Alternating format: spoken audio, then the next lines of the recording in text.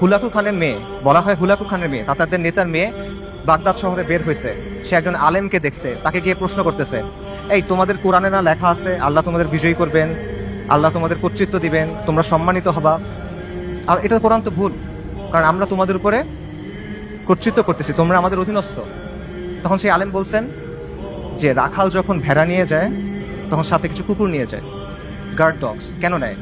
কারণ ভেড়া যখন পাল থেকে বের হয়ে যায় তখন কুকুর ছেড়ে দিতে হয়, কুকুরের ধাওয়া খেয়ে ভেড়াগুলো আবার পালে ফেরত আসে। তোমরা তাচাররা হলো এই কুকুর।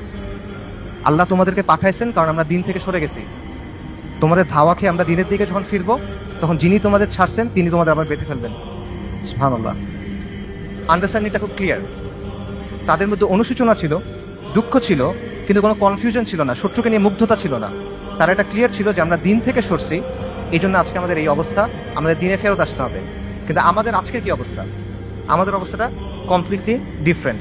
যারা আমাদেরকে হত্যা করতেছে, যারা আমাদের উপর আগ্রাসন চালাচ্ছে, তাদের নিয়ে আমাদের মধ্যে মুগ্ধতা কাজ করে, তাদের নিয়ে আমাদের মধ্যে ফ্যাসিনেশন কাজ করে।